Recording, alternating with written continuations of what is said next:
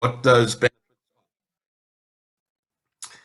So Extend Event really is an integrated and customizable business matchmaking, video and business data aggregation platform and hub.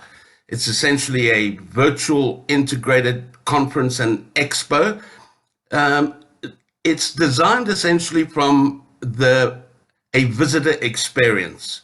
If anybody has ever visited a trade show, they'll know that the physical venue has different spaces, and they can find, the exhibition halls, often a networking lounge, an auditorium where conferences take place, a media center, all these different spaces at the physical venue. What we endeavor to do with Extend Event is to actually recreate that experience for the visitor from different spaces that serve to replicate the same experience that they would actually have at a physical event venue. So we have many different secure logins for visitors, for suppliers, for organizers, and for obviously for administrators. Radu, I see there might be somebody that's waiting to be admitted, but if you can hear me, you can make that decision. I think very briefly, Extend Event, unlike other platforms, most other virtual platforms, whether it's Hopin or Excel Events or Hublio or vFairs or Six Connects, these fellas own these virtual platforms, but they license the platform to organizers of events, usually for the same duration as their in-person events. So virtual events up until now have been running for generally the same period of time as physical events. So most physical events, of course, run for 2 to 3 days at maximum. And so the virtual events have been running for the same period of time. The difference with Extend Event is that we are running ongoing, perpetual virtual events. So the virtual event actually endures as an opportunity for the organizer to build out their brand awareness, their event awareness, to create an opportunity for their visitors and exhibitors to engage one another for the full period between their in-person event days. And that up until now has been completely unavailable. Also, visitors to Extend Event can visit multiple events, and most importantly, they're not required to log in initially.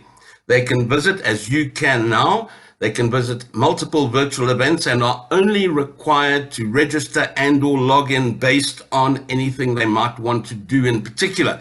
So if they want to video call an exhibitor, or they wish to attend a conference or a particular speaker session, or they wish to schedule a video call meeting with other visitors, then they're required to register or log in. But very simply, visitors are able to engage companies on their exhibits. They can collect brochures from companies as well as from a media center to an electronic briefcase. They can view company products in great detail and actually request product-specific quotations. They can receive and respond to requests for quotations. They can video call and chat in real time as well as schedule video call meetings. They can leave messages for offline companies. They can participate and network selectively with other visitors to any particular event.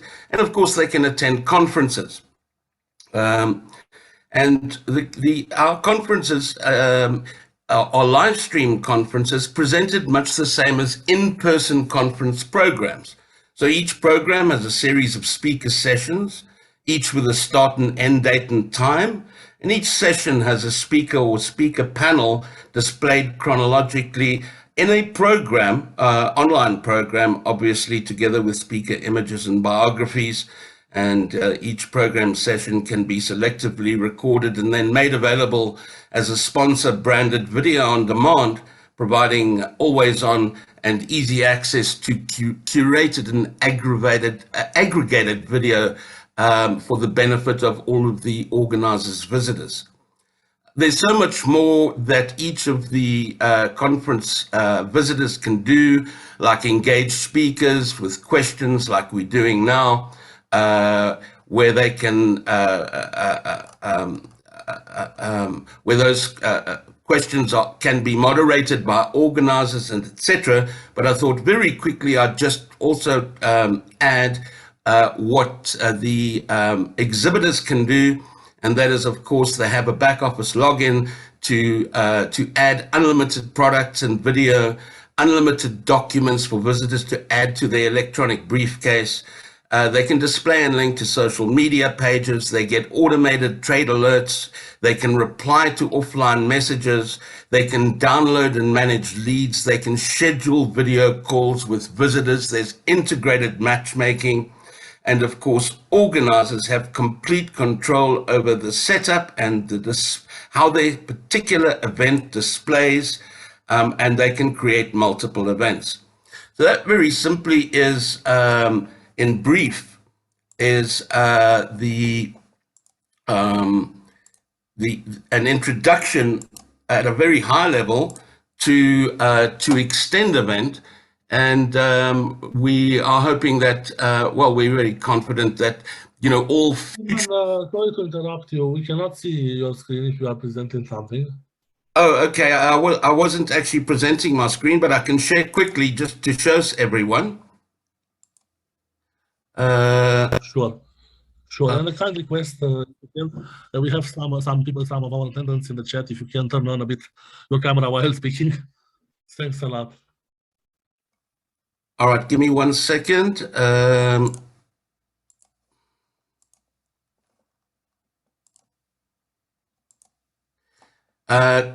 you just confirm, Roddy, that you can currently see my screen? Yes, we can see it. Thank you, Stephen. Okay, so very, very briefly, what you're looking at presently is the visitor experience. They haven't had to log in. They can see essentially the lobby, the exhibition halls, the auditorium, the networking lounge, and everything. They're only required to log in if they want to do something in particular. They can visit any number of particular events. And if we were to go and have a look at right now, the Africa Trade Expo, they would automatically default to a lobby where we can go directly to selected exhibitors directly from the lobby. This is actually a paid-for service, and the general idea is that this would take them directly to an exhibitor booth. The booths are completely customizable, complete with video and link banners, products, catalogs that the visitors can add to their electronic briefcases.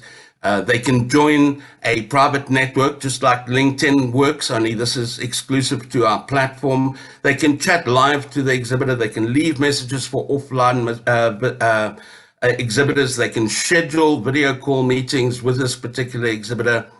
They can attend essentially live stream in the auditorium. They can actually network with selectively by curated chat in the networking lounge. They can add documents from a resource center directly to their electronic briefcase. They can chat to attendees, whoever's online on any particular event selectively. They can check out what's happening in their briefcase, and they can always go directly back to the landing page of any particular event and establish whether they were interested in speaking on an event in the future, completing a call for speakers form. They can register, they can get a free attendee ticket, they can establish exactly why they should exhibit, they can select particular packages, they can actually pay to exhibit online, and they can always go and visit other virtual events that are either currently running and or up and coming events by simply clicking on this, going to completely different trade show, they can establish about the event, what it's about, go to the exhibition halls, filter by business sector, product category, even as far as HS code, FHS code was added for a particular product, and they can go and visit any particular exhibitor that they want to, all of which is completely customizable either for the exhibitor or by the exhibitor from their back office, which is really easy to do. So that in a nutshell, ladies and gentlemen, thank you very much once again for your time, is a brief little overview and introduction to Extend Event. We are happy to invite everybody to participate for free. You can do so very simply from a link that I'll put into chat right now for you. I just need to find a way to find my way back to Zoom. I'll stop sharing my screen. I'll go to the chat over here, and anybody that is interested in a free exhibition booth from the Africa Trade Expo to the value of $350, no strings attached, no charges. As a result of our working relationship with Radu, we are delighted to be able to extend this offer to everyone. And simply click on this link, complete the registration, and an automated booth will be set up for a period of an entire year where you'll be able to advertise your product, your service, your startup to the Africa Trade Expo community for an entire year. That's pretty much me, Roddy. Thank you very much for the opportunity. I think it's time we gave somebody else an opportunity to speak. Thank you so much, Stephen. And yes, everyone, I recommend myself, Stephen, like a very serious person with a lot of experience in organizing trade shows. And if for some of you need introductions into Africa, into South Africa, he's the right person there. Jessica. Jessica is one of our former customer and a great person. I really appreciate her for being very energetic. She's full of confidence. She is really a person who can make your day better. So Jessica, if you want to take over, I made you the host. Thank you. Thank you so much. Hello, everyone. And thank you so much, Radu. I'm super excited to be here with you guys today. Can you guys hear me okay? We can hear you well. Thank you. Perfectly. Wonderful. Wonderful. Awesome. Well, I have to give my sincere thank yous as well to Radu, because I tell you, he is the most valuable asset when it comes to having a solid business plan and, putting that vision on paper, which, as everyone knows, is not always easy to do. So thank you. Now, I wanted to make sure to fully introduce myself, and I'm going to be talking with you guys about a mission-driven business model. Now, again, my name is Jessica Seidu. I'm the founder of the Faith-Based Real Estate Coaching Group on Facebook. This is where we teach all about investing, marketing, all the things that are needed to be successful in the real estate industry. I personally run a consulting business in real estate. I teach women in service-based businesses how to build a profitable business that's true to themselves and impactful in other people's lives. In short, what that basically means is I help them turn their kingdom gifts into profit. So when there's somewhere that they want to go in their business and those that they would like to serve in the industry, I help them turn what their gift is into profit. I've actually coached over 100 now, men and women in service-based businesses. And some of them were new to the industry. Some of them are seasoned, some of them millionaires, some of them on their way there. So I've had quite a bit of experience going through quite a bit of what it's like to be one that's actually starting out. Now, again, the topic that I'm going over today is a mission-driven business model, but I want everyone to remember that there are several types of business models, right? You've got the subscription model, direct sales model, business to business, e-commerce. I mean, the list goes on and on. But the one thing that I want to start out with, that I really want to make sure to ask each of you that are starting out in business is, how many of you want to build a business that will last you 50 to 100 years from now? I want to ask you, how many of you want to make a difference and a positive impact in other people's lives with their products and their services? Because that right there is what's really going to help you push your business forward. But the key thing that I want you to remember when it comes to a mission-driven business is that a mission-driven business is purpose-driven. That's the key number one that I want you to remember. Key number two is it's so that you could make a difference in the world, so that you could make an impact and make a difference in other people's lives. And I want to share a brief story with you, just because I want you to really understand how impactful a mission-driven business model is when it comes to making an impact and a difference in other people's lives by way of your business. I also want you to know that a mission-driven business model is actually what saved my life, my twins, and my business. I started my business on bed rest while pregnant with my twin boys right at the start of the pandemic. And during that time, I would experience some of the most difficult challenges that I had ever experienced in my entire life. The first was when the high-risk doctor came into the room and he said, just picture this. We want to let you know that you're in a pregnancy that is currently not going well. We want you to know that what you experienced in your previous pregnancy when you lost your child, that same problem has resurfaced again. Now, mind you, like I said, I started my business on bed rest, right at the start of the pandemic. So I'm thinking of ways that I can help people, but then this is what's impacting me. Now, what I was told was that at 20 weeks, there's no resuscitation when it comes to having your children.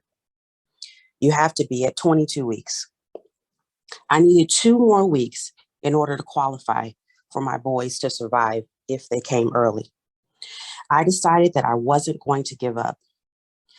And this very reason, the mission-driven business model, was what pushed me every single day to keep going.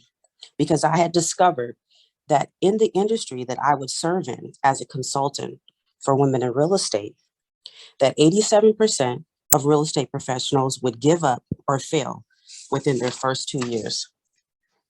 I had spent hours upon hours on the phone with them, sales calls, consulting, and coaching, and I got up close and personal with them. I had not only found out that they were business owners, but they were also single mothers that were working very, very hard. There were mothers that had dreams. There were mothers that wanted the best for their children, buy homes and just live a lifestyle of their dreams. But what they were missing and why they were struggling was because they didn't have all of the resources. Because like I shared, 87% of real estate professionals within their first 2 years would fail. Well, I decided that I wasn't going to let that happen on my watch. So after hearing about all the difficult things, right, that they were going through, even shedding tears with some of them, I decided that I would come up with a solution. I would bring the resources to them and provide a community of support. You see, this is what forced me to keep going. I knew that there were so many that I knew that I could help. But then matters got worse.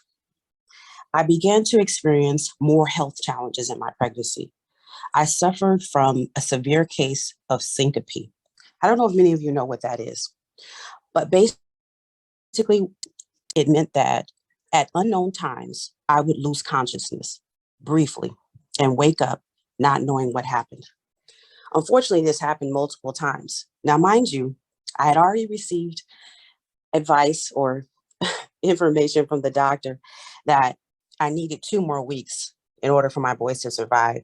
And then on top of that, I began to come down with this unfortunate condition.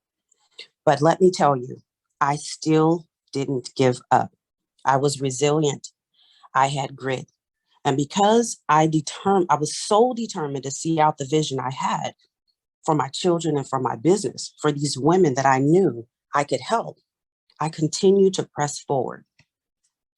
Now, lastly, the situation got even worse. I continued to serve those in between the days where I was well, I continued to build my business because I was determined to help these women and bring the services, bring the resources, and continue to celebrate wins with them. But the time came when it was time for me to deliver my boys. And that was almost the final straw. I nearly died having them, unfortunately, from an allergic reaction. But let me tell you this, I can remember lying there telling the nurse next to me, I can't breathe, something's wrong. They're like, oh, you're fine. We can see your oxygen levels. But I was determined for them to hear my voice. And in the back of my mind, I knew that I had something to look forward to. So I remained calm and I stayed very positive. But again, they didn't listen. So I had to turn to the next nurse next to me and I said, something is wrong. I can't breathe. And that nurse said the same thing. But I paused and I thought, okay, what can I say to them that would cause them to listen? So I turned to the other nurse and I said, allergic reaction. And finally, they said, oh my goodness, we've got to do something. And that is literally what got me through that final stage. But let me tell you, my boys are almost 2 years old. They will be 2 on the 7th this weekend. And this mission-driven business model is what pushed me through that delivery room. It pushed me through that negative just news that I had received that possibly they would come and they would not be resuscitated. So I want to make sure to stress this to you when it comes to a mission-driven business model. I want to share this with you because I want each and every one of you to experience the grit and the perseverance that allow me to achieve my goals. A mission-driven business model has allowed me to celebrate with my clients who have been able to change their lives, purchase their dream homes, live lives that they never thought they would have been able to, all because I had decided that I was going to help bring the resources that they needed. And it's also what saved my life too. So today I want to make sure to encourage you to think about whose life you are going to change in your business. Whose life are you going to impact when it comes to the services or products that you offer? I want you to think about what you're called to do and the difference that you're entitled to make in this world. Now, so really, I really also want to make sure that you have that business that lasts 50 to 100 years, because I can tell you right now, I will continue to help these women for as long as I possibly can. And I want the same for you in your business. Now, if you found this information valuable, if you found it valuable to know how important and impactful a mission-driven business is, a mission-driven business model, I want to invite you to a free masterclass. Now, in this masterclass, I actually go deeper into what I actually went through to build a whole team while on bed rest and experiencing all the things that I just shared with you. I also was able to live out my dream, which was to make sure that I could make a difference and an impact in other people's lives. And it's called the Called on Purpose. I'm going to make sure to put a link in the chat so that you guys can learn more about it. I want you to clearly be able to define your mission. I want you to be able to clearly define who you serve and how to identify your genius, that gift that you can turn into profit. I also want you to clearly be able to say that your business is purposeful and that what you're called to do was no accident, that it was on purpose. I want to thank each and every one of you for just taking this time, because it is extremely important to me for each of you to win in your business. A mission-driven business model is what's going to give you that drive, that perseverance, that grit when there's things that aren't going well, and it's going to allow you to have the success as well, because now I am celebrating. I have a community of women that I'm able to encourage and support. And I want the same for you in your business, whoever it is that you're called to serve.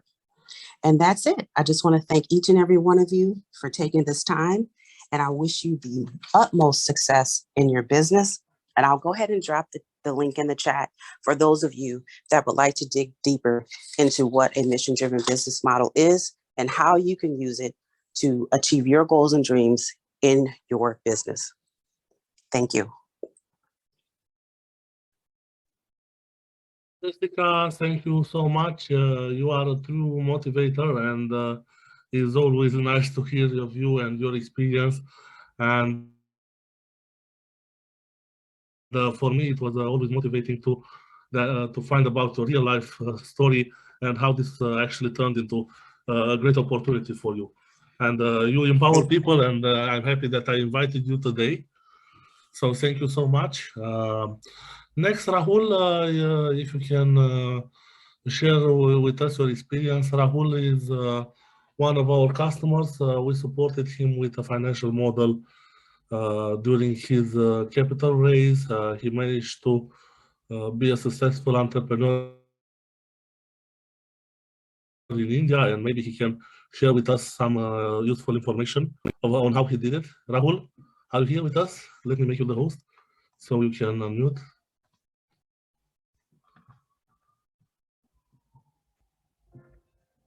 Rahul? Yeah, hi, Radu. Thank you for making me the host. So I don't have much of a presentation.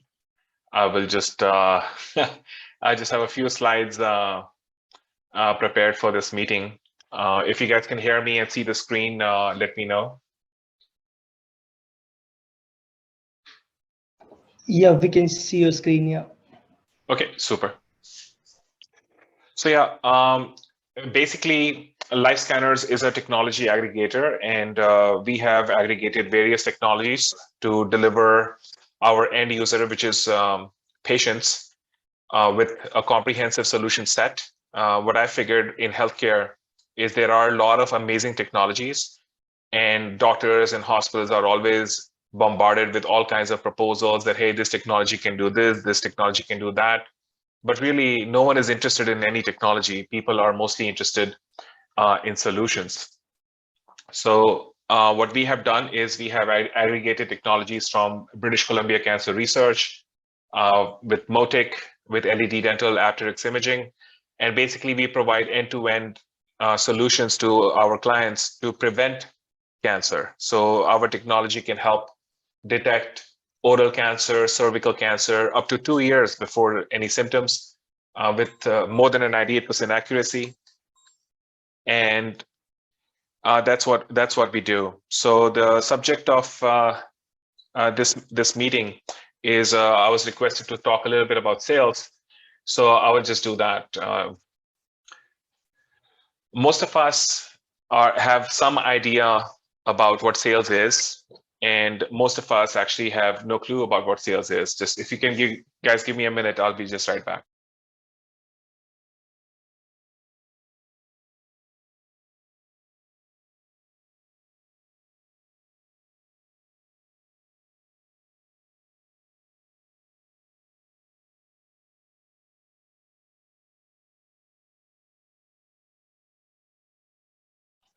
Yeah, sorry about that. A doctor was calling, so I had to take the call. Apologies for the disruption. So basically, most of us have some idea about what sales is, but in my experience, most people don't understand what sales is.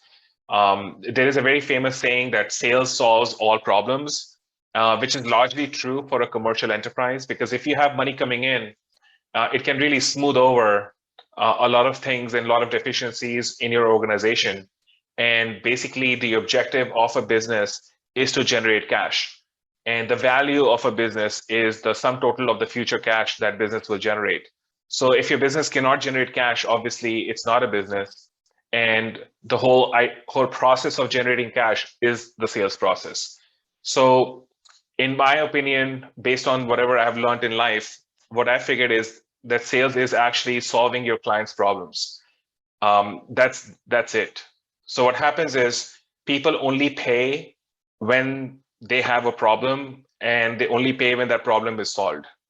If you think about yourself, when was the last time you spent $20, or whenever last time you spend any money, you always spend money to solve some of your problem, whether it is a material problem or it's a psychological problem.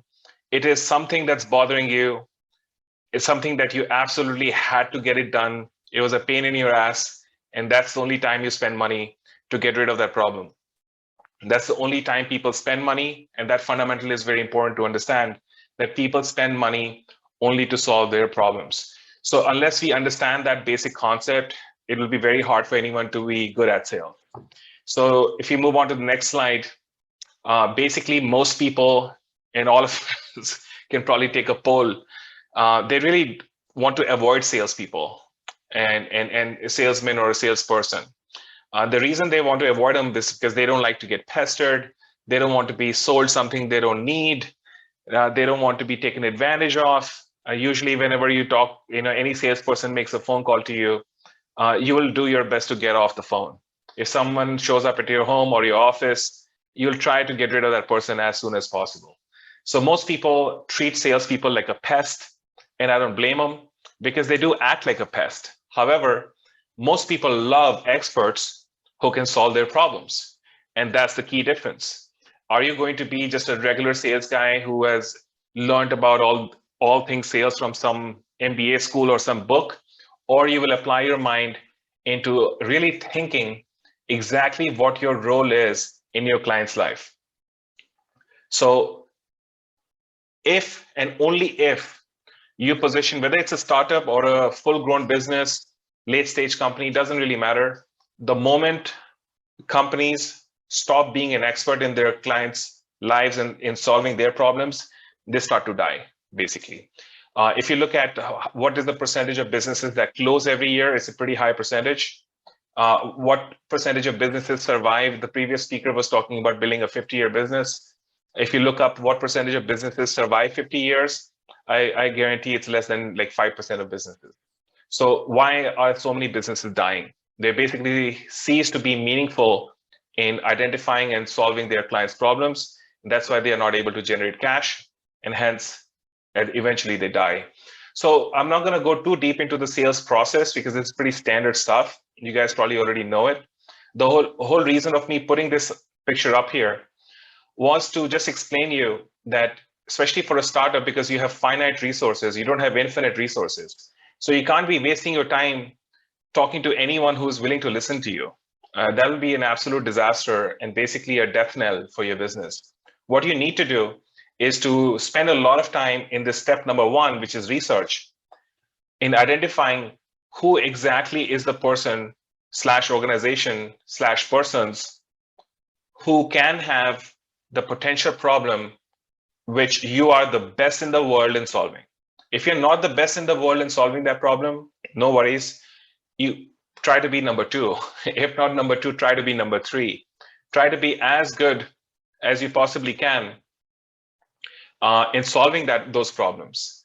So once you do that, once you identify that on who that specific target audience is going to be, the step number two is very important, which is prospecting. Prospecting is essentially figuring out all the connections on how everything connects with each other and really identifying whether this is the right target for you, yay or nay.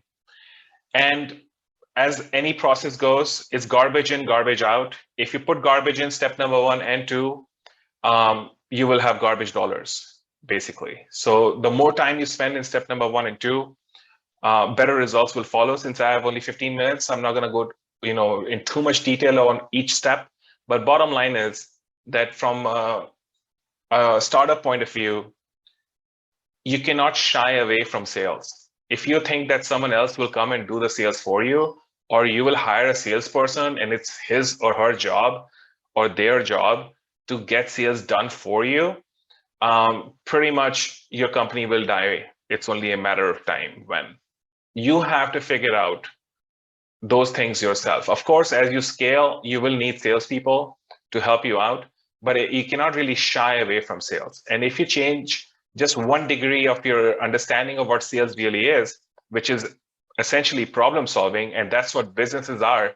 Businesses solve problems. That's why they get paid, and that's why they exist. If you're building a business, you're basically building, you're getting into the problem solving business. So those are the essentials. What I can recommend is a system developed by basically a genius in sales. It's developed by someone named Jordan Belfort, and the persuasion system is called straight line persuasion system. And the guy obviously has a very questionable character. So I'm not looking for someone to marry my daughter. I'm looking for someone who's really good in sales And I think Jordan Belfort has to be the master of sales, so much so that a big blockbuster movie, Wolf of Wall Street, was made on him. You can find a lot of his content free of cost on the internet. I highly recommend people following and understanding the straight line persuasion system. A summary of that is on the screen right now. It basically says that since your job is to solve your client's problem, then you should not like talk about history, geography, how is the weather, what's your hobby like, and basically talk about garbage that has nothing to do with that guy's a problem. So your job as a salesperson, your job as a business owner is to help your client make the right decision. And whatever it takes for you to help your client make the right decision, that's what you need to do. So as the previous speaker spoke about, helping so many businesses, so many people build great businesses, she cannot do her job if she does not ask the right questions and understand the needs of her clients. Only when she asks the right questions and qualify and really understand what's going on in their clients' lives, what is bothering them, and how your solution can basically help your client reach their goal, basically connecting those two dots, identifying the pain of the customer and presenting your solution as the medicine, the therapy that will solve your client's problem. Whoever can connect those two dots is the winner. So sales is whatever limited time I have. In summary, I would like to say sales is nothing except solving your client's problems. And you do that by helping your client make the right decision. And that right decision usually is to take action, whether they are using your product or not, whether they are taking your solution or not, is really not the goal. The goal is to solve your client's problem. So what will happen is many times you will realize that, hey, this is not the right solution. Whatever I am trying to sell is not the right fit for the person you're speaking to. But you know of a competitor or you know of another service that can help the person out. So do the right thing. Show them the right path that, hey, my product cannot help you out, or my product can only help you 60%, but I know of another product or service that can help you 100%. And lead them in that direction. So that these goodwill seeds that you sow in the market over a period of time do harvest, and they come back with beautiful fruits. So that's my time today. I'm going to wrap up by just simply saying that for whoever is in the meeting and wherever you people are, please screen for serious diseases, including cancer. This pandemic was a disaster for disease screening. The single biggest reason why people are living longer is because they have the technology in whichever society you are to screen for serious disease. And if you catch the disease early, the treatment is very easy. It costs a lot less money, and it is not very harmful for your body. So wherever you guys are, go for a regular health checkup and definitely screen for disease. So with that, I submit my time. Thank you, Radu, for inviting me over. Take care. Thank you, Rahul. Thank you so much. I hope you, the ones that are in the startup stage, listen carefully to Rahul. He's a real true seller, and I appreciate him a lot, not only for this, but he's also a great mentor. So thank you, Rahul, and wish you best and keep in touch, okay? Thank you, everyone, for your time. Now, let's hear Maje. He was actually my first customer, and he is a great friend and a partner in Africa. So aside that, he's also an entrepreneur, investor. He's involved in the real estate world. So Maje, let me make you the host, so you can present yourself and share with us some insights about Africa. Maje, can you hear us? Yeah, I can hear you. Can you start again? I was offline. Yeah, I was presenting you. I was saying to the audience that actually you are my first customer, and you are one of my dearest friend, and partner in Africa. And aside of that, You are an investor and a real estate guru, and also a respected entrepreneur there in the southern part of the continent. So if you can share with us your presentation, thank you so much for joining. Thank you very much, Radu, and the participants. I don't have slides, but I will just talk about being a startup in this part of the world, where you find that the challenges this side are completely different from the challenges in Europe. And you find that sometimes we develop solutions in Europe, and we expect them to be suitable for the African market. So, and then when you get here, you find that the adoption of those products are, is not vast. Why? Because they're not suitable, or you are not solving the problem which is in our kind of market. So you find that my business journey started maybe 22 years ago, primarily in real estate, and then I've moved verticals also into technology, because you find that technology helps us to solve a lot of problems quicker and at an affordable rate. And with the level of mobile penetration this side, it is much cheaper to reach your audience, unlike let's say if you want to reach them through laptops or desktops.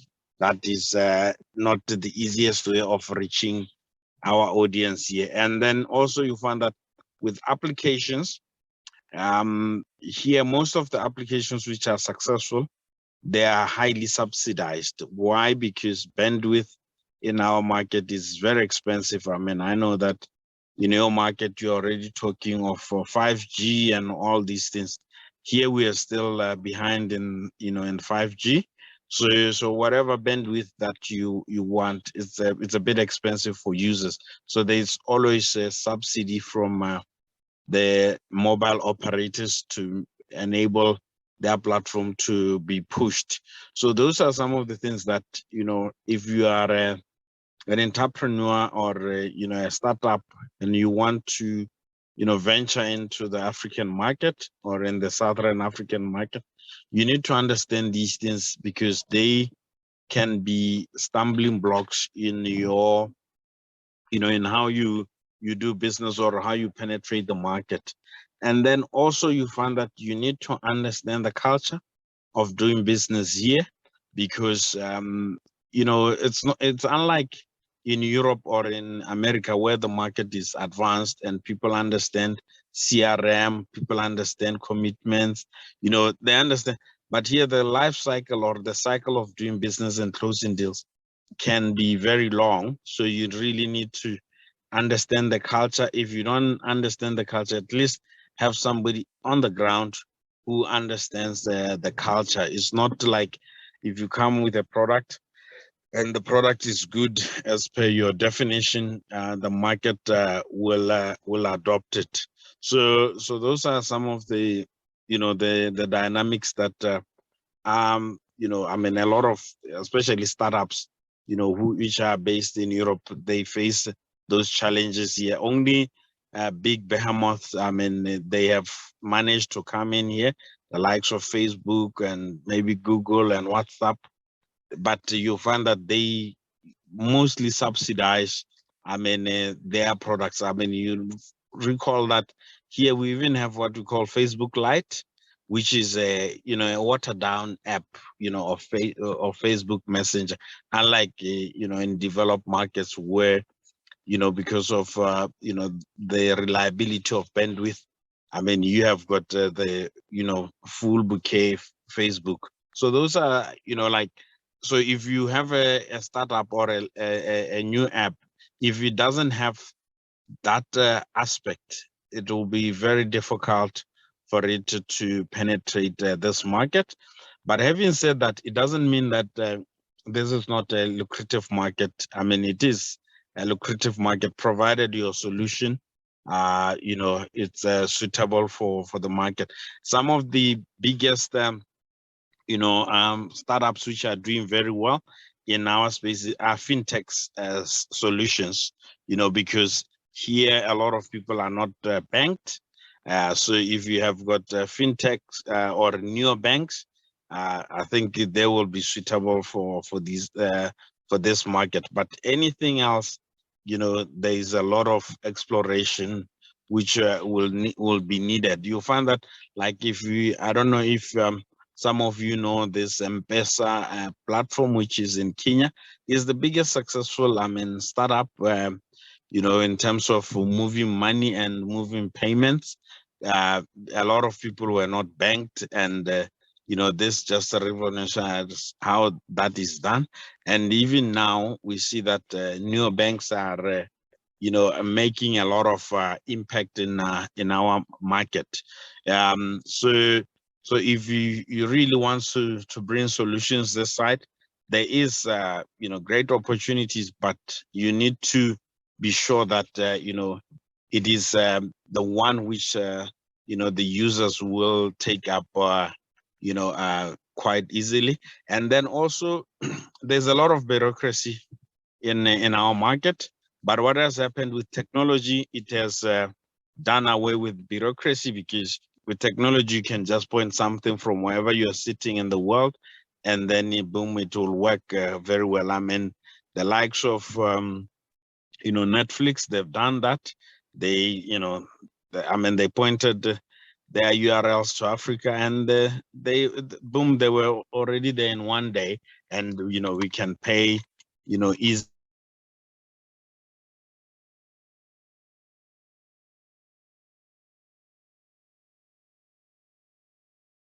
you know, for that kind. But previously it was a privilege to apology things. Hello, can you hear me? Radu? Yeah, Hello, Radu? we can hear you, Maje. Okay. Thank you. All right. Okay. All right. Now I just wanted to make sure that I'm audible here. Yeah. So that is you know, one of the areas that technology has helped address, you know, bureaucracy. I mean, we have quite extensive bureaucracy, and it can bottle, you know, how business, you know, especially startups. I mean, you need something which is agile and fast, and then you know, you are able to you know, to scale. But you know, the opportunities are still there, and I don't think they're gonna go away anytime soon. It's just a matter of understanding the landscape and the market. And most of our, right now you find that a lot of solutions, are developed in Europe, and the space or the market space is already crowded. So you find that the next outlook or frontier is in Africa. And you know, if you don't have the outlook for Africa, you know, you definitely will miss out. I've been a businessman here for more than 20 years, so I know the market. Radu can attest to that. I always visit him in Europe, and you know, he even sees that no, we are not really suffering. I know that sometimes the media portrays this image that, you know, Africa is all doom and gloom, but that is not, you know, the case. So any startup, especially in the fintech, if you're coming with fintech, I think you can do very well. Other areas, I'm not too sure, because it is not a pressing need. But this thing of moving money from, you know, Europe to Zimbabwe, South Africa to Botswana to Zimbabwe, is quite extensive. You know, some of the companies they've started. Western Union used to be big here moving money, but they were using traditional way of moving money. Some guys, they've come in now, and they've almost closed the Western Union here. We no longer, you know, know Western Union, but previously no one thought Western Union would, you know, would be, challenged by anyone, you know, because these guys, they are talking to the market, and they give the market what the market wants very fast. So I think with that, I've really shed light into maybe opportunities or doing business in Africa, especially as a startup. I mean, the market where there's a lot of activity for startups, you find that Nigeria, Kenya, and South Africa, these are big markets for startups, and the money are coming in from overseas. Funders are excited to fund startups which are based in Africa, and most of these startups, some of the guys who start them are from UK, America, so it doesn't necessarily mean they've been started by Africans or guys based in Africa.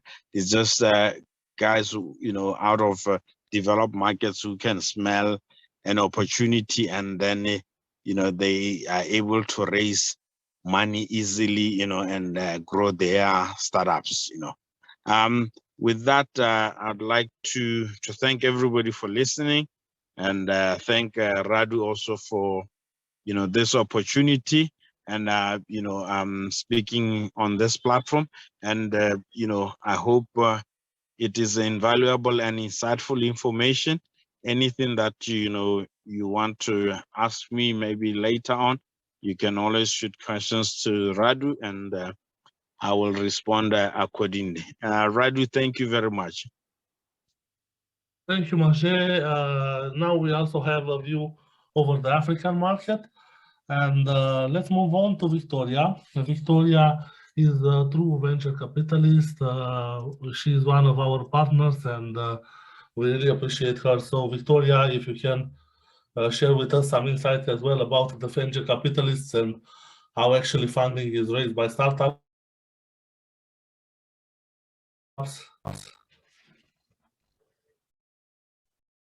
Victoria, are you with us?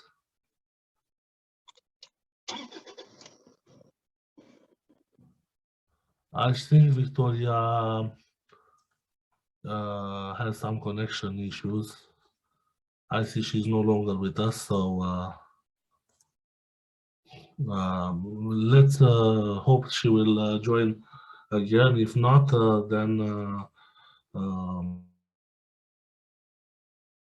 we'll continue with our pictures. There are some great startups that today want to show us some opportunities. And the first one on our agenda is FrameYourTV.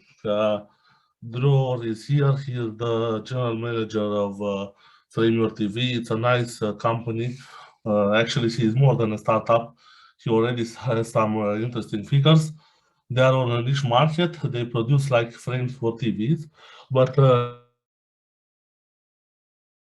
let's let Dror further discuss, and let me make him the host, okay? Dror, if you can start our presentation. Thank you so much for joining. Yeah, thank you very much. Just want to see here how to turn on the camera, because I pressed it and it didn't. 1 second, where is it? Here. Doesn't. Where's this? I think I can't turn the camera on, could be.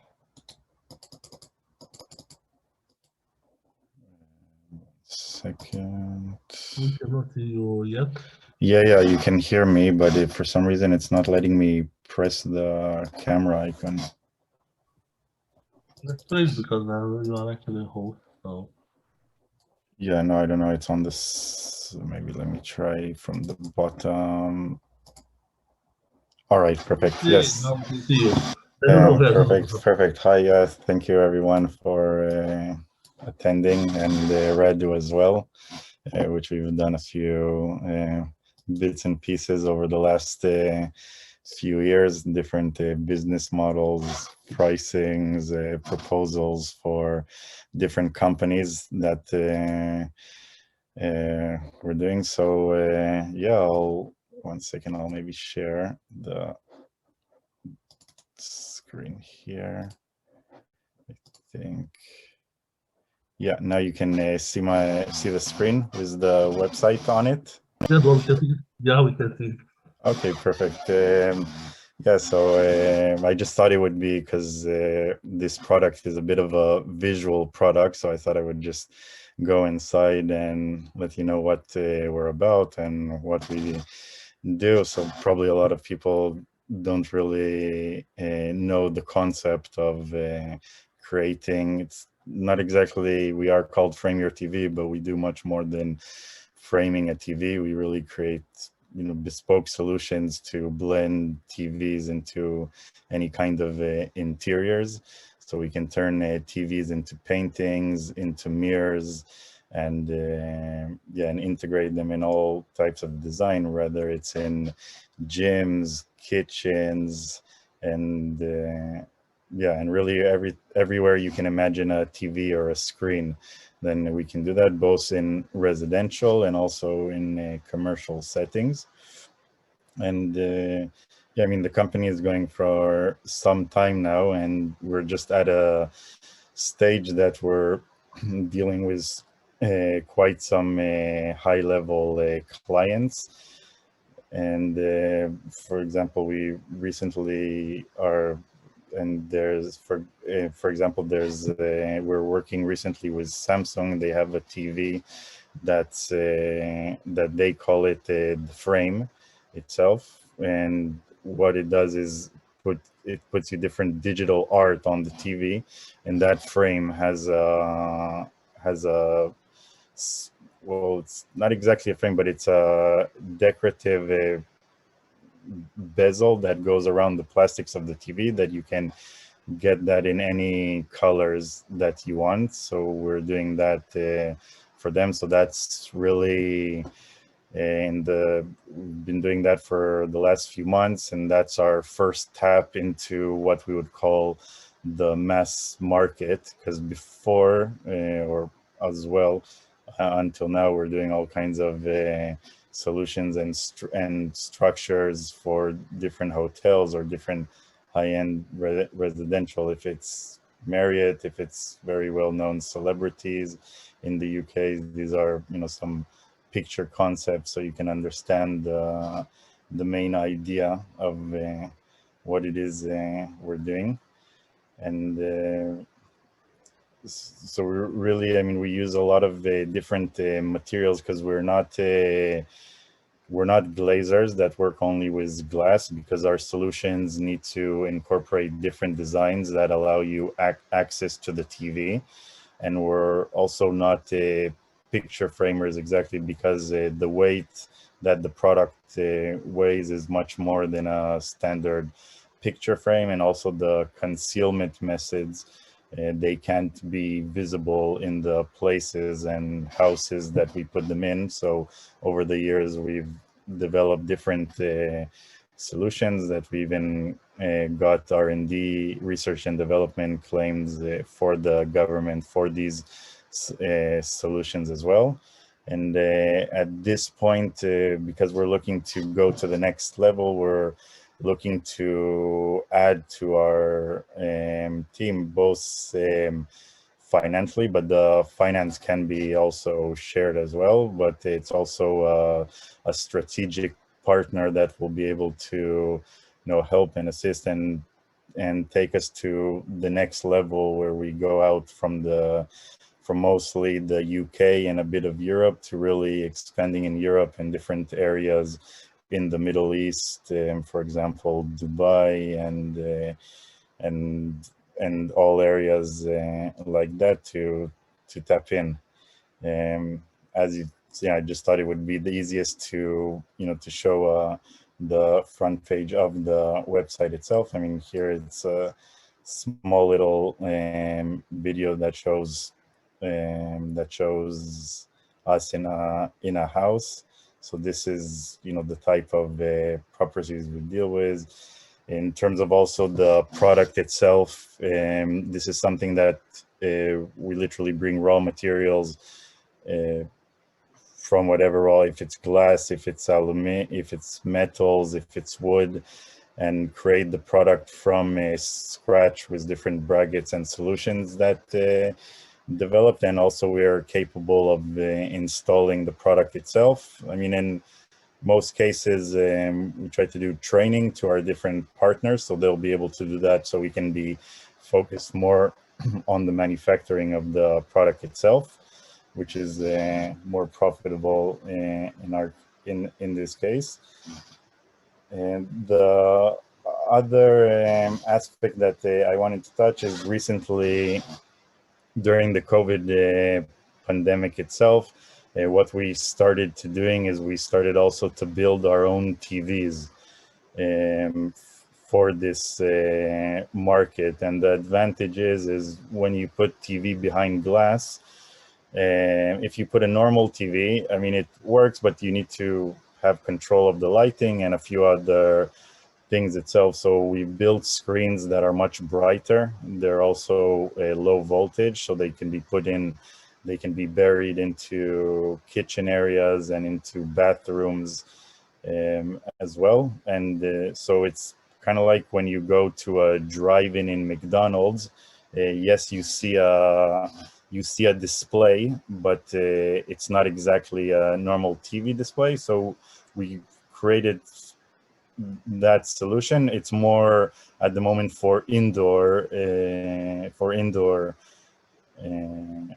installations, although we have started tapping into designs of also creating these TVs and concepts for outdoors. That's what we're looking. And yeah, that's pretty much it on our case. It's something recently that we started presenting in front of investors and different ideas, because like I mentioned, we kind of like stepped in the next level, and I guess life is too short to try to figure everything out by yourself at this moment. So yeah, if anyone is obviously interested to hear more details or have any advice or anything, we're open to discussions. And that's pretty much everything in a nutshell. I hope you enjoyed and saw a new concept, and look forward to speaking or meeting you in future. And again, once again, thank you, Radu, for creating this event and opportunity, and in general your support during the years itself. Thank you so much, Dror. And if anyone is interested in partnering with him or want to invest, please let's have some separate call and further discuss. Thank you, Dror, again. Yeah, no problem. Thank you, then. Bye. Nice to see you. Bye. Now we have Nizar, who is one of our customers and one of the pitchers today. He has a business that he developed by himself. What I praise him is that he does that using very low resources, and I think this is a good lesson for everyone to understand how you can create a company from scratch that is almost fully automated. So Nizar, please, if you can present, I made you the host. Hello, everyone. Just give me 1 second to make the share screen. If you...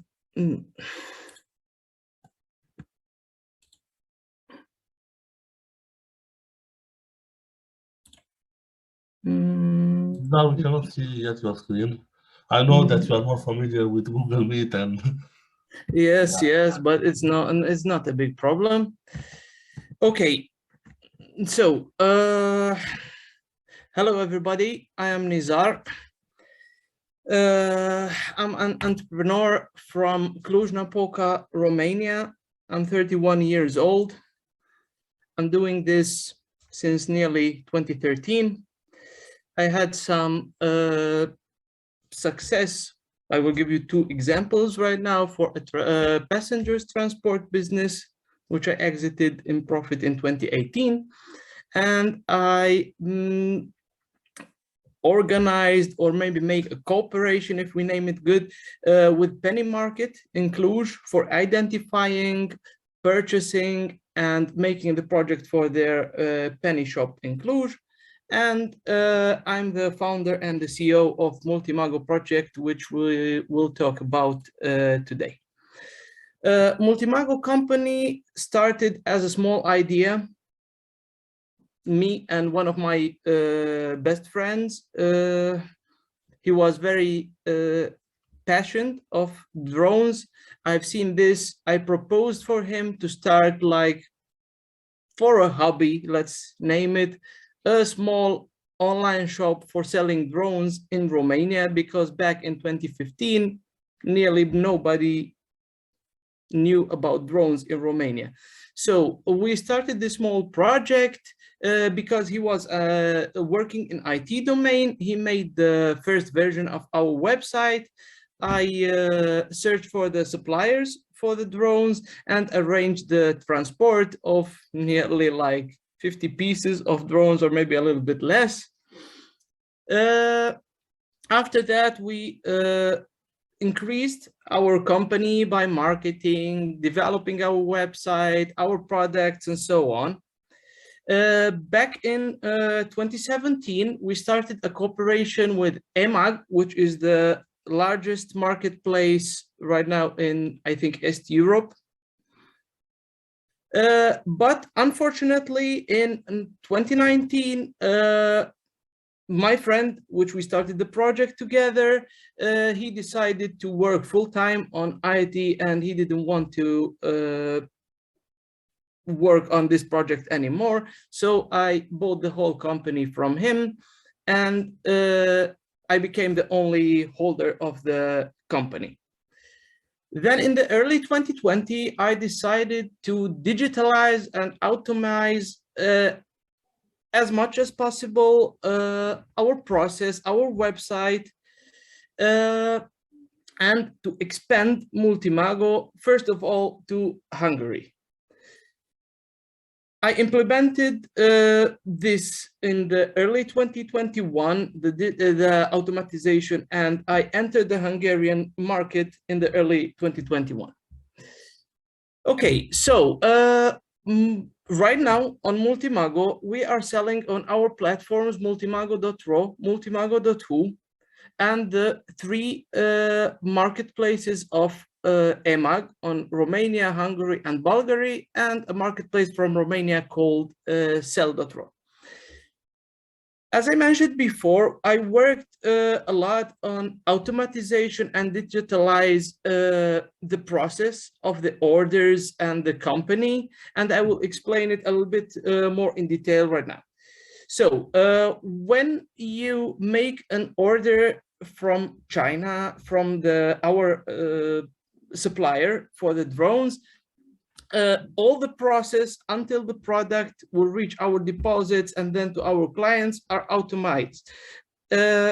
When we place the order to China, our cooperator from Constanța arranges all the transportation and the taxes and everything until it reaches our deposit in Bucharest in Romania. After that, from the deposit, all the packs are unpacked, put it on the shelves, and automatically a report with all the products received will be sent to us, to our email automatically. Then it is compared with the initial invoice to see if all the products are received or if there's something missing from the pack. After that, after confirming all these details, with one button, you can upgrade all the stocks or on all the marketplaces and our website, so they are ready for sale for the final clients. After that, our partner from fulfillment is integrated with all our websites and marketplaces. So when somebody makes a new order, they pack the products, send it to the final customer, the order is finalized, and the invoice is sent automatically on the final client email. One thing more, what I want to mention about our products, we are just, right now, we are just selling beginner drones, like mini drones or small drones for children and the medium drones, which some people called it drones with GPS. So we are not on the professional drones yet. Okay, some highlights about Multimago. One of them, as I mentioned before, is entering the Hungarian market in 2021. Second of all, in the past 5 years, we've sold nearly 10,000 drones. 4,000 of them was sold just in 2021, which was a good increase in the amount of drones sold. One other important thing, what I want to mention is that back in 2018, our sales was nearly 73% on marketplaces, and nearly 27 was just on our own website. Right now, working on marketing and developing the company, we reached in 21 nearly 45 on our website to 55 on marketplaces. And the last thing is that since 2022, we are trademark registered in the whole Europe. So our goals in the next 5 years are as following. There are three main things which will be implemented in our company in the next 5 years. One of them is expanding Multimago in Europe, selling the drones in Europe. I can say that even the Multimago.ro domain is already ours. We worked a little bit on this project, but it's not finalized yet. The second thing which we are focusing on is start new cooperation with marketplaces such as Amazon and Cdiscount and so on. And the third thing is to add the professional drones to our portfolio, because we are missing so many clients that need this kind of drones and we don't have it. Here we can see that the estimation of the compound annual growth in the next 5 years is nearly 29% in this part, and in Asia Pacific is nearly 52%. So it's a very high annual growth expectation. Some of our competitors in Romania are, I can say these are the main competitors in Romania: Drone Shop, GeneX Extremes, and F64.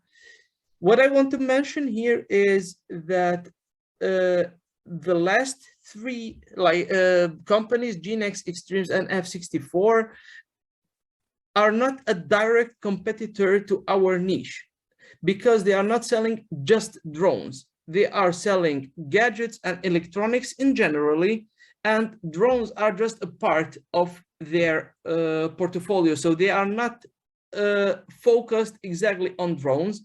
The only shop that we can say that the main niche for them are drones are Drone Shop, but they are focused just on professional drones. A little bit about the Multimago in numbers, let's say like this. Back in 2018, we had a turnover of 260,000 lei, Romanian RON. 2019, 330, 1 million in 22, and in 20 and 2021 was nearly 920,000 RON. The main reason for the increase in the turnover in 2020 are two main reasons. One of them was because of investing in marketing a lot comparing to the previous years, but we can say that there was a little bit luck as well because of the pandemic, the COVID pandemic, as we know everybody. So the online shopping increased a little bit. So that's why we had a very high increase in turnover. And about the profit in 2021, it decreased to 3% because we invested so much in the automatization and the expanding in Hungary, as I mentioned before. What I want to say in the end is the requirement for my next plan, for the plan for the next 5 years, is 1 million euro divided in two. €500,000 is for the implementation, of the expansion project, which will be divided for the marketing, inventories, and so on, as we can see, and €500,000 for purchasing a package of 50% of Multimago shares. That's everything about Multimago. I hope you enjoyed it. If you have any questions, I'm listening, or you can contact me on our email, contact@multimago.ro, or on my phone number. Thank you so much, Nizar. We all like drones. Drones are a thing of the future, and if you want to invest in expanding this business, please contact directly Nizar or me, and we'll find a way to help him grow. Thank you so much. Great presentation, Nizar. Thank you very much. Thank you very much, Radu. Let us discuss with Ana Maria. She has to present a very nice project that is based in Târgu Mureș. There is a textile manufacturing facility there that needs investors. She's not actually a startup. Her business already has some figures, but what she wants to do is to change the business model approach, meaning that from being just a part of the chain, she wants to create a retail chain of stores. She wants to expand the business to a new level. But Ana Maria will tell you more. I'll make her co-host. Ana Maria, please go ahead. Good afternoon, everyone. Thank you for the opportunity. We are the Deadoro brand, Deadoro high-quality underwear brand from Târgu Mureș, Romania. And I'm here because we are seeking investor for the next step in our business.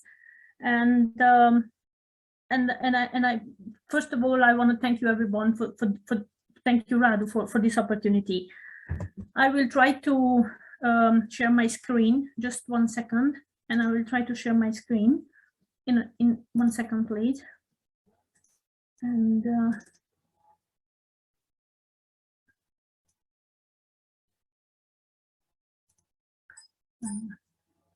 because I have some products pictures, I would like to show why. Ana Maria, we can hear you. We can hear you well.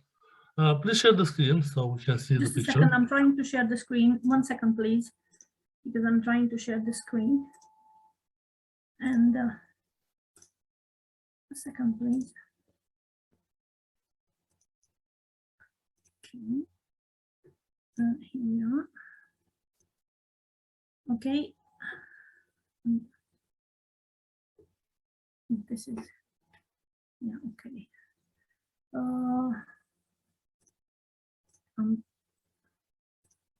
Just a second. Yes, so we could see it, Ana Maria. Please do what you did before, because we could see your screen. Okay, here. It's my connection is a bit difficult because we are in the middle of a rain, and a pretty strong rain, and from time to time my connection is losing. So no problem. Just okay. present the project, and if we will share the pictures later on with the other attendants. If there are what I can say about us, that we are making high quality underwear and jeans, and we have a service providing jeans production also with 41 employees in this moment. And there is a very interesting market opportunity in Târgu Mureș in our town now, because there are a few companies that would like to join our success in the production to increase our production and make some kind of management buyout. They would like to give us their existing company and team and everything, and leave behind the service providing manufacturing, because we are in our area, we are the strongest company in the service providing manufacturing. We have currently range of product of 144 products, and we would like to expand our market in the online international online marketing.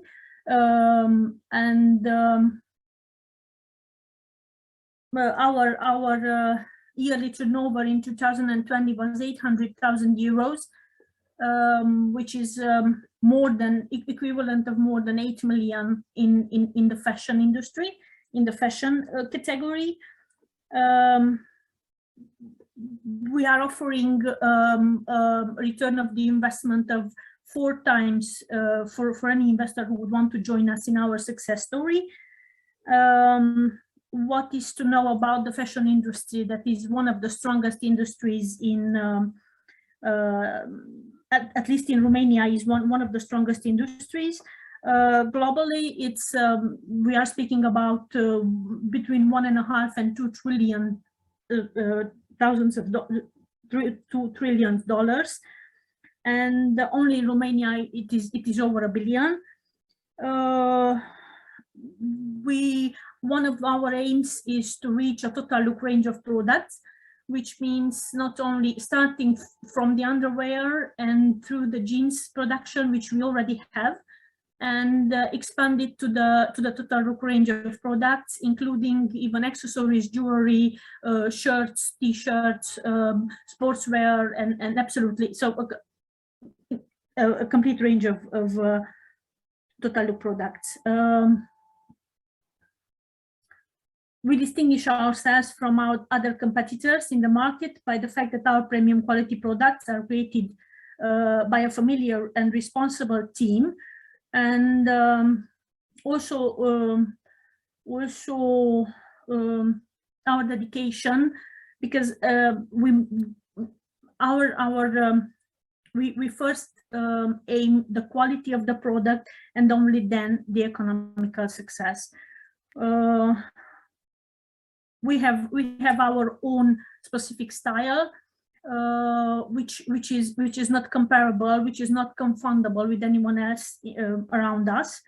What is to know about the underwear production is that Romania is an enormous potential market, because we are only 5 companies in the whole country in the underwear production, and whenever we speak about creation, and whenever we speak about making or achieving something starting from ground zero, is always a wonderful and challenging thing. So it's not only in the underwear, but mostly here, because we can express our creativity, we can express through materials, through fine fabrics, fine laces. So it's unique in its kind. It's interesting and unique in its kind. Our plan is to unify the workforce of 3 existing and functioning companies here in Târgu Mureș, and create one and bigger and much more powerful company. That is why we are seeking for financial business partner. We are seeking for an investment of 6.2 million euros, of which in 2 tranches, obviously not in 1 tranche only, of which 3.5 million is the part of the management buyout, which would make us increase to more than 200 employees and increase the production of our own and start the production of our own total look range of products.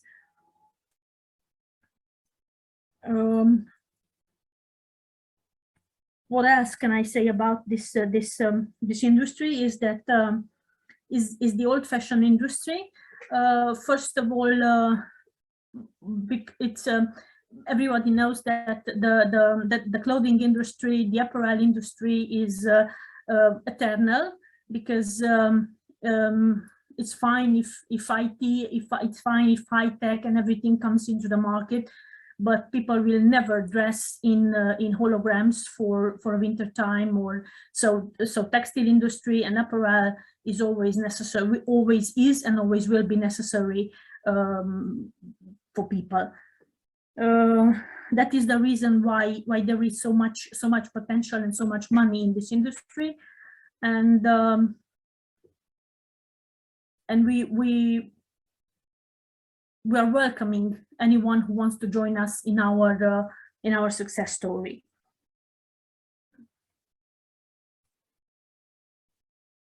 Ana Maria, thank you so much for your presentation.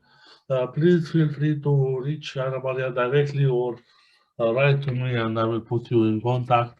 I think this investment in the factory is a good opportunity, especially because it's an established business that proved over the years that they can build brands, they can deliver on time, they have the technological advantage, and it would be like a good investment for anyone who wants to place some money in a very fruitful business.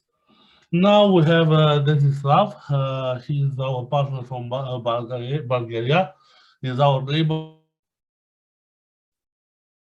I met him in person like a few weeks ago. Desislav, let me make you the host. He is an expert in the insurance, and especially in the new age of insurance. He runs a hub here in the Eastern Europe. He has also some entrepreneurial projects, but Desislav, please tell us more to our guests here. Thank you, Radu. Thank you. I hope you hear me. We can hear you well, Desi. Hello. Thank you. Thank you very much. Thank you first for the invitation, and second to the opportunity to talk about what I am doing. I would like to present a sort of a small gig. This is a small project that we developed together with a friend of mine. Of course, this is not my focused work, because as you mentioned already, I am developing the InsurTech Balkans Hub, which is entirely developed based for and entirely focused on InsurTech and insurance. But this small project that I'm about to present to you is a sort of continuation of this of the work of this hub, and I can admit that it's developed, let's put it this way, from a standpoint of pure hate towards insurers. And later on during the presentation, you will see what I mean. Let me share my screen. Do you see it? Can you see my screen now? Hello. Yeah, we had to. You see? Okay, great. Because of those guys. Great. Yes, thank you. Okay, so the project is who disturbed our meeting. So yeah. The project is called Digisurer.social. You can check it out in the internet. It's up and running, although it's in a very initial phase. Some of the features are running, some are not, but at least you can use the social part and you can make your registration there. So what's behind the idea? The idea is that when you need a new insurance policy, usually you go to a fancy office somewhere, or you call some call center where a fancy voice, probably female, is offering you the best products you can imagine. Or God forbid, you enjoy the appearance of AI. Again, this is a very new experience, but it's not so hard to meet artificial intelligence powered chatbots in very many companies, insurance companies all around the globe. So the moment you contact those sale points, you receive a great offer, the offer of your life. They promise you almost everything. They promise you new insurance policy that cannot be matched by their competence, and so you're somehow enchanted by their sales pitch. And what comes next? Next comes the big disappointment, because in very many cases, the front end does not match the back end.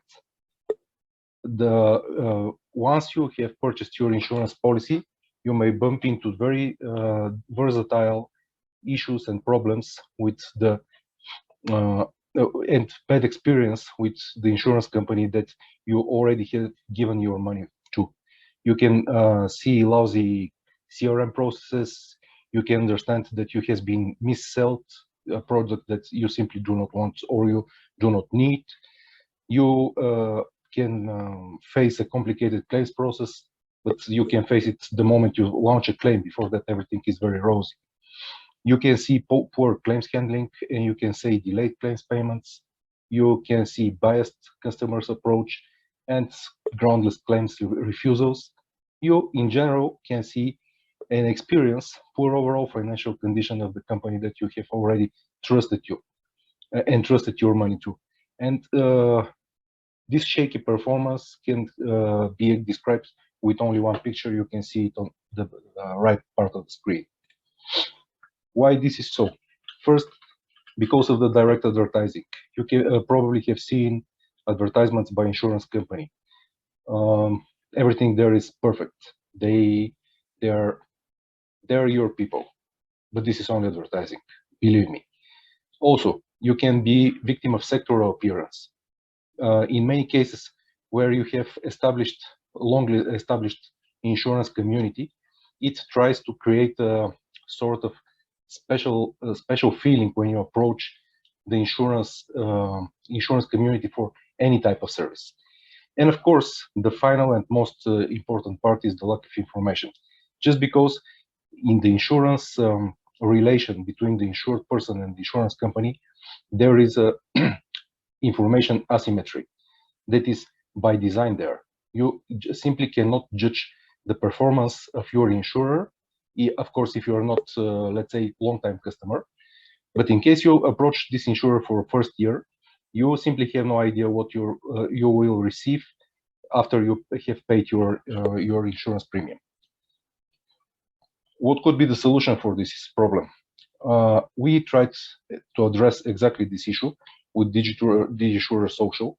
First, Digisurer.social is insurance oriented. I mean, this is a social network, but in general, the purpose of this social network is to be some sort of a marketplace, some sort of community for people all around the globe that have interest in insurance and people who want informal information from peers and from other people that have used the services of some insurer somewhere in the world.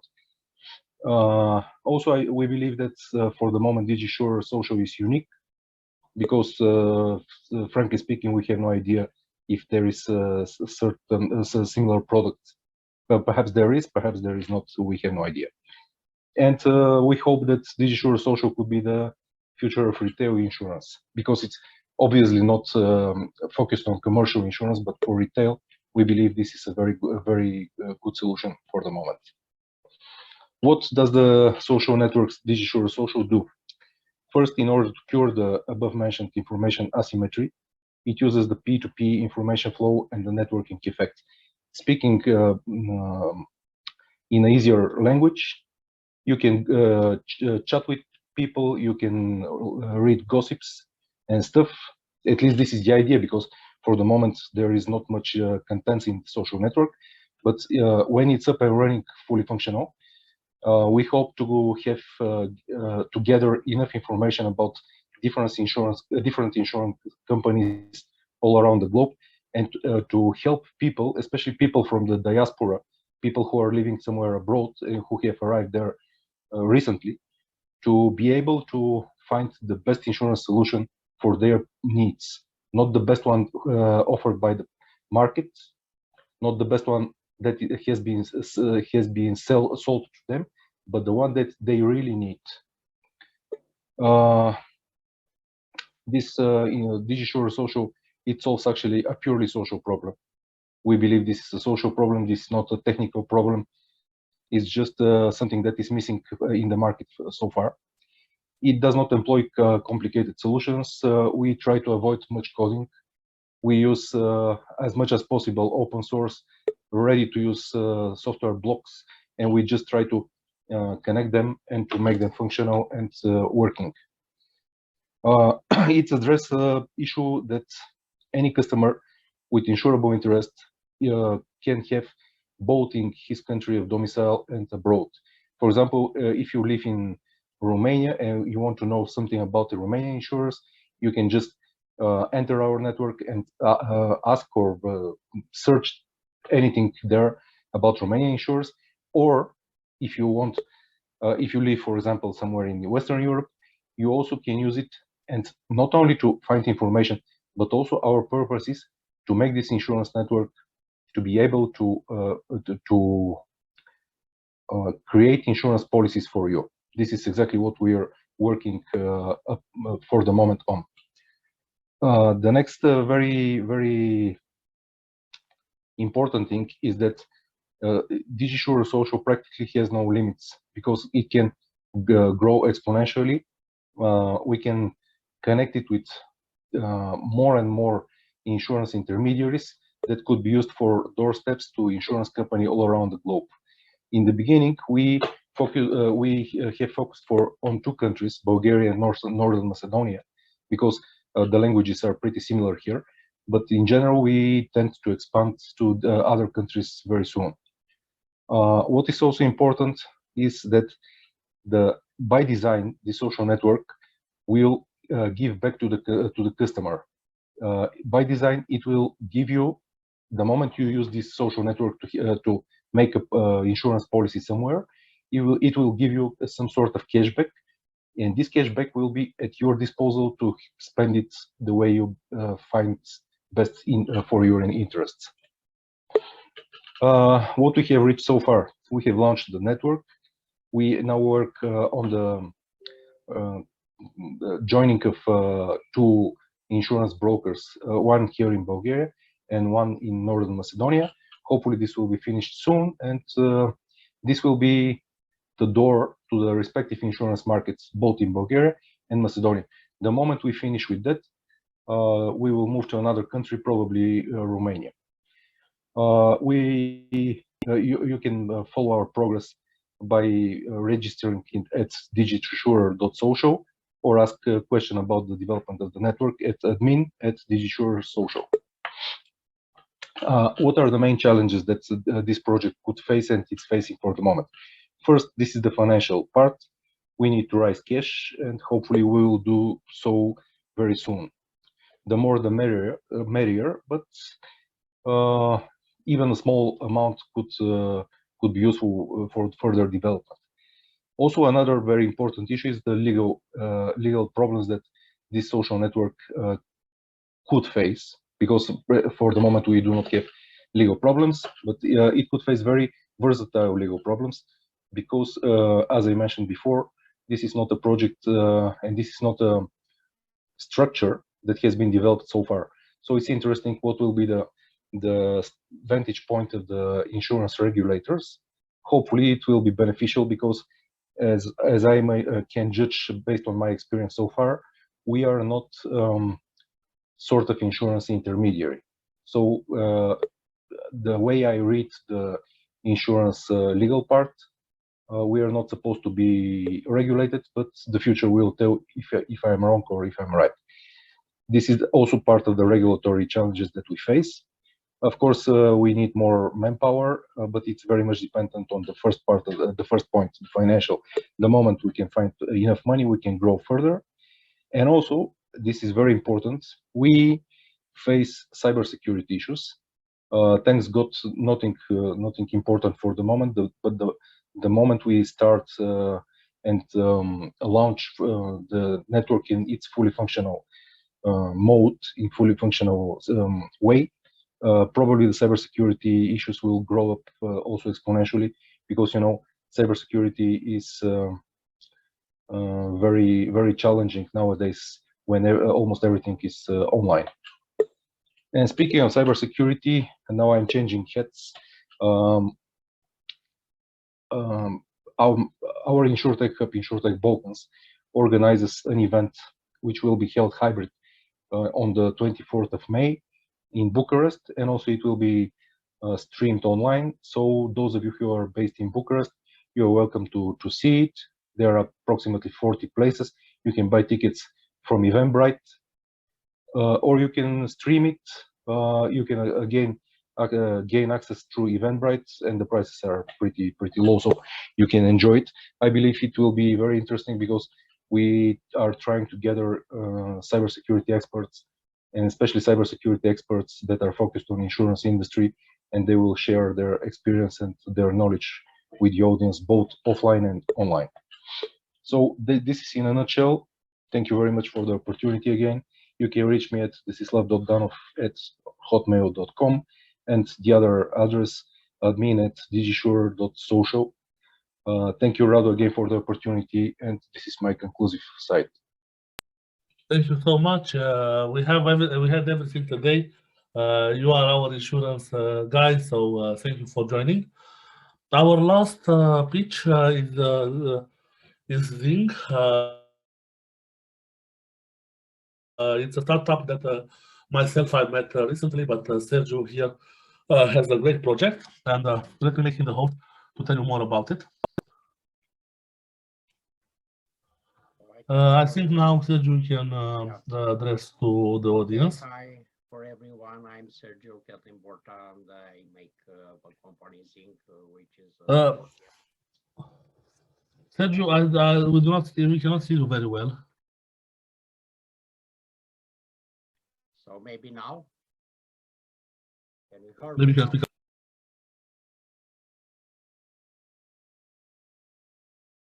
Hello. Yes, we can hear you. Yeah. Okay. So let's see what happens here. Okay, so I'm Sergiu. I'm back in Romania 5 years ago. Just few words of mine. I lived in Spain 14 years and UK 5 years. I passed for agronomy university from Romania, and I have few masters in Spain, UK, and MBA and master marketing of Gadi Business School. Experience in advertising and business consulting. So I back for family healthy problem, and for don't stay, I start Zing. So here it's Zing Sport. Here which will put people together. So it's the first step compare with the market, to put people and businesses together and don't need to do many things. It's a complex app. We have many tools. So let's start and meet Zing Sport. It's already done. We already developed the app in Google Play and the Apple Store and the web app. You can find it and try it already. It's tested. So let's do it. Our vision. It's let a little bit. It's strange, but let the gadgets and do more things together with friends or new friends, and meet people and do it what you like it to do in your life. So find a game or organize your one, make new friends and play. If you want to do it, your favorite sport, actually, you create a game in the app, and people who have in them profile the same sport will be notified and can register to your game. Also, you can find a court for rent if it's necessary, a trainer if you need it, equipment if you need it to rent, and practice your sport. So if you want to play a tennis, for example, create a game for 2 or 4 people, find a location, rent the court, or reserve it and try to play it. Also, you can share the game in all the gadgets what you use it all the day. If you example here, if you are a girl and you want to go to a spa, so you are bored to go alone, make an event for a spa, find new people, and a place rented and go. Happy girls. So our team, it's composed for 3 managers who worked more than 2 years in this project hardly. And we work with external contracts. For develop the app, we use an IT company from Romania. from advertising and marketing use a company from Cluj-Napoca, Romania, and Victor. The servers are rented probably in the best company for my opinion, which is OVH, and we have it in Frankfurt, Germany.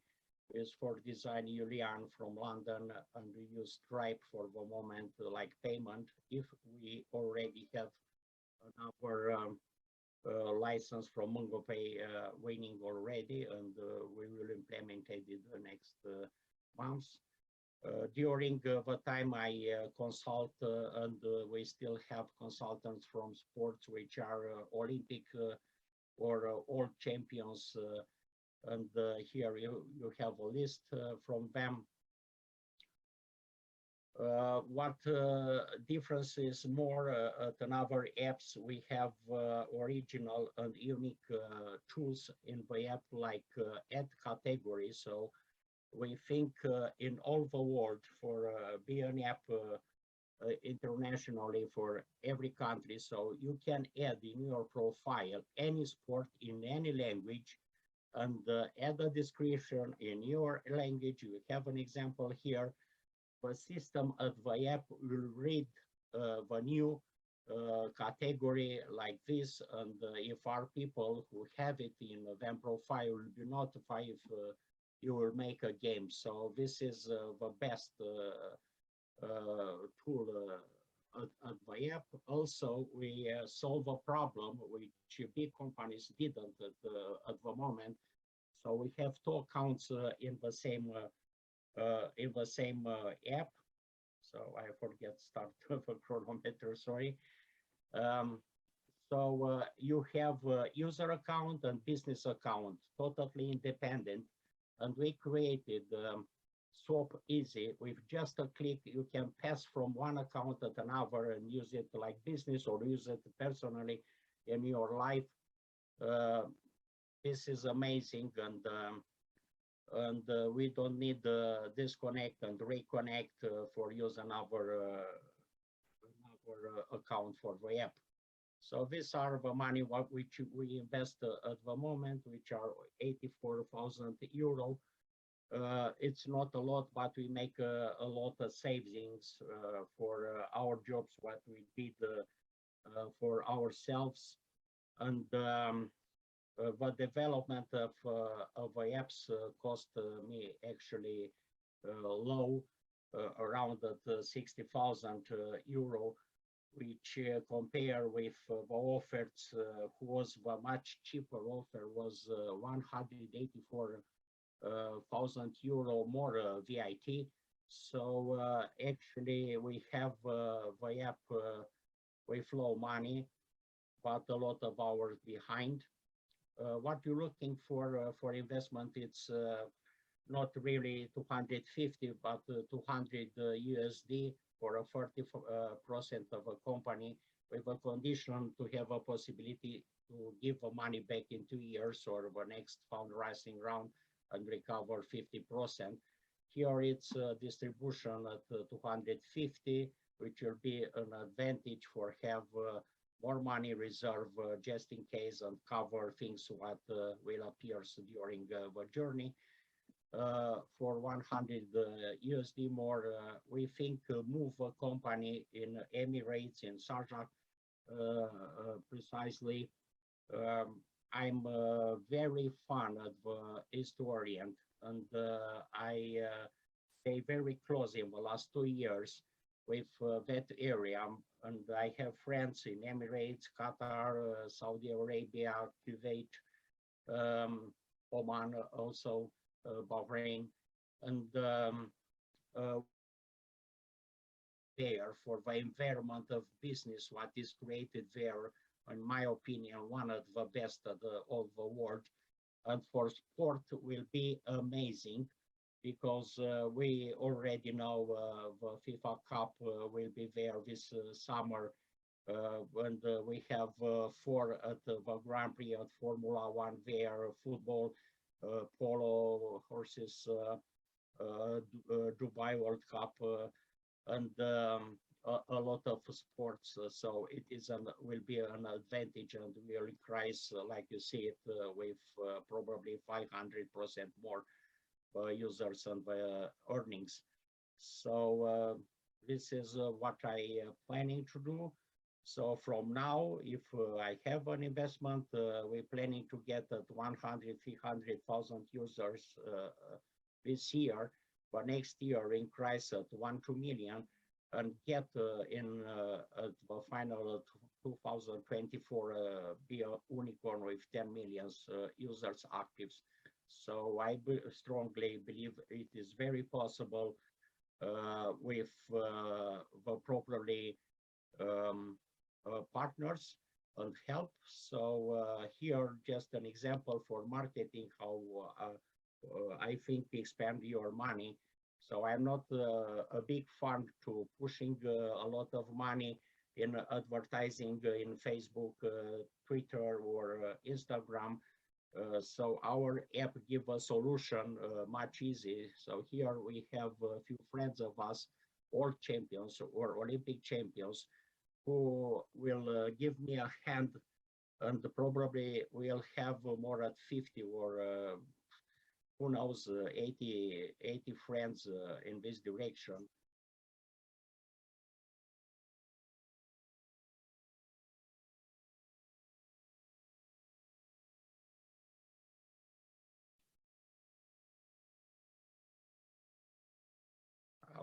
Here you'll have a better example for one of the world champions.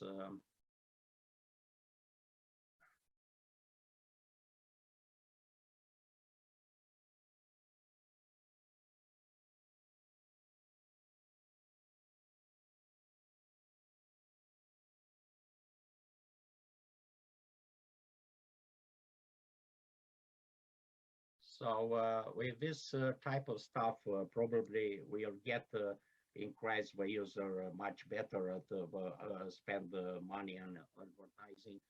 Actually, with the first employer, young employers, I think to get more close to our app businesses who can send tickets events.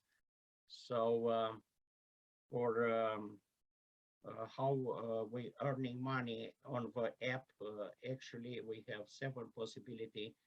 You can make in the business account one event with tickets, and now the app is prepared to sell tickets for an event from start a marathon at Real Madrid Barcelona game of football. So we are ready to do it. We created a virtual manager for deals, which is a new tool unique for the apps and the market, who will be useful for trainers, for example, or for gyms, or for court rent. So we'll pick up 7% up, and what is new for us, we give to the businesses 100% back to them tickets.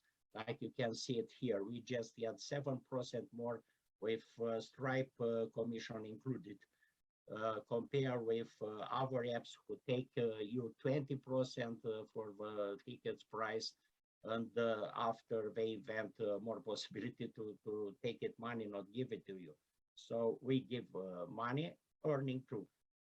We created vouchers for businesses, so company like Coca-Cola, for example, can add vouchers for people, games, and from here we will take just 4% promotion if you can promote the events. And we created already thinking in large time, and we created spaces in the first place for the next principal sponsors or country sponsors, which will have contracts separately. And we think to do our event starting with the next year, which you will call Fun Olympics Games. So for have fun. Now you can play your favorite sport alongside by your friends. If you remember the series, which was very fun. So we don't forget the guys. I saw a lot of guys today here. So you can organize a barbecue in Bayap and have fun. So for investors, if it's not enough, Zing Sport, we have already functional Zing Scanner app, which is added to the Zing Sport. So it's a very powerful and interesting scanner, which will give it for free for businesses. So for this, I'm talking about the cheap money when I develop the apps actually. So from now, the tickets will be in the gadgets. You'll scan it, so you go echo to and thinking in the planet. No more papers, no more ethics. Simple, go to an event, scan and in. But the scanner function without internet, just in case with the files we've already are stocked. So here you'll find all the tickets, have sing out in multiply. So for probably will be events where the people won't go out more times. So we have on the back bug there who can stop people who will try to in two people with the same ticket. So the scanner will advertise, notify you already somebody in, and don't let you in anymore. So and now the sharing of the cake, we have Zing Party app too, which is already functional in App Store, in Google Play, and the website have the same structure more or less. So think about it, what we can do with Zing Party, maybe from a crazy trip, a city break, to an office party. Here we have some examples. Where is the boss? Card games, you can organize a card night with friends or new friends, home busy, or a girl night or a boys night, why not? And or a stand-up comedy show, slap me in the Oscar, we have an example here. So you can rent a service in the app from a photographer, a crew dance, a fashion designer, a limousine, a chef, a singer, a band, a place, a club, reserve a table in a club, VIP, organize your event easily. So you can find tickets to your favorite shows probably in the future, from a concert, from festivals, and SO1. So like I said, tickets on the app, easy to go. So here we have Zing Party and Zing Sport, Zing Scanner. This is our slogan, we Zing, do you? So this is the PowerPoint presentation, and if it's more time, I don't know if I have more time because I didn't watch the time. Radu? Hello? Thank you so much, Sergiu, for presenting. I highly recommend him. I just met, but we already have some good connection, and hope that if you want to put some money into some good project, Zing is definitely something that can be of great value for you and for your money. Okay. This presentation was the last one, and concludes our session today. Thank you all for attending. Thank you all for being part of our first such event.